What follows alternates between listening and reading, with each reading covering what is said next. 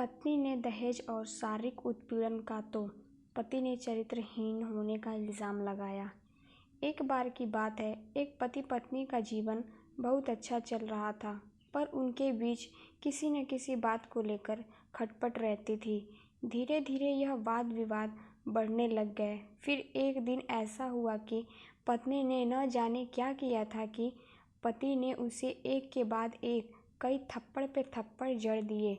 पत्नी हर सिचुएशन को शांति से हैंडल करने वाली होती है, पर इस बार पत्नी भी अशांत हो उठी कि उसने अपनी चप्पल ही निकाल कर पति की ओर दे फेंकी और चप्पल पति के बालों को छूते हुए निकल गई।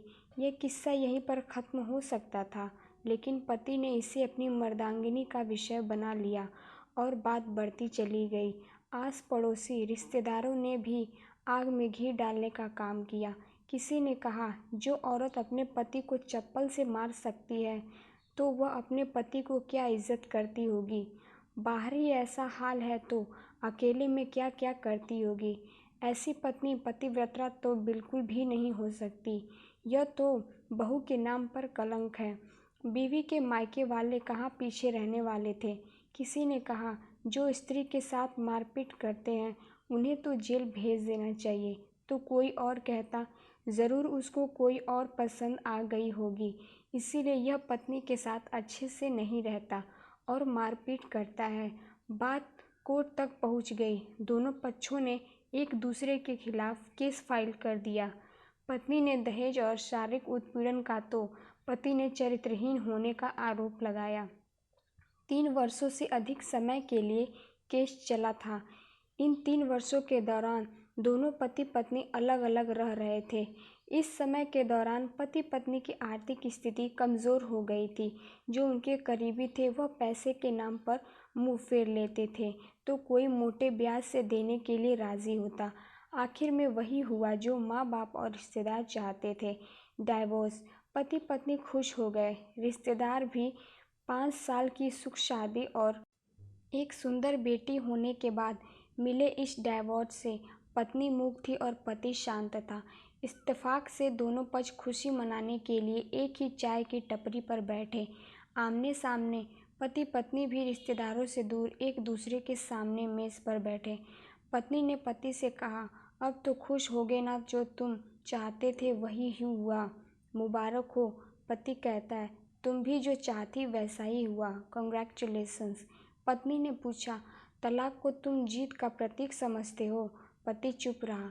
थोड़ी देर की शांति के बाद पति ने कहा, मुझे तुम्हें 15 लाख रुपए अभी और हर महीने 13,000 देने का आदेश है।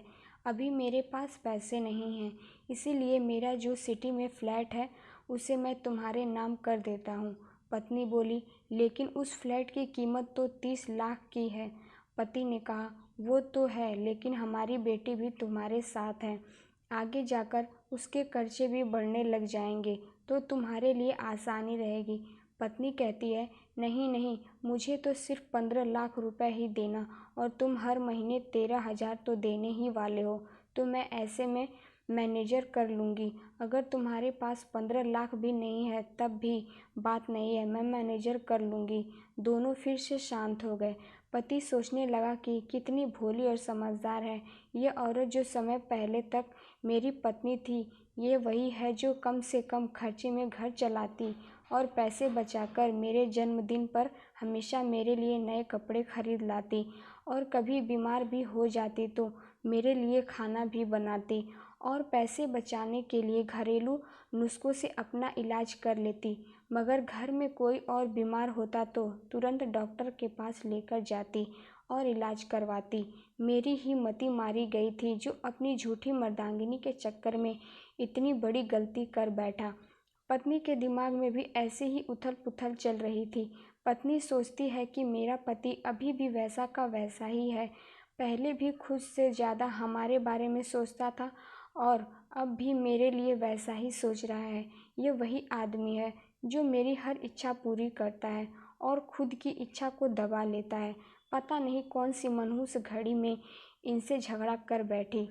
पति ने मौन धारण करते हुए पूछा, अब तुम्हारा अस्थमा कैसा है? अब क्या अब भी दौरे पड़ते हैं? पत्नी, हाँ पढ़ते हैं, लेकिन पहले से ज़्यादा, क्योंकि अक्सर इन्हें भूल जाया करता हूँ। याद दिलाने के लिए तुम जो नहीं हो अब।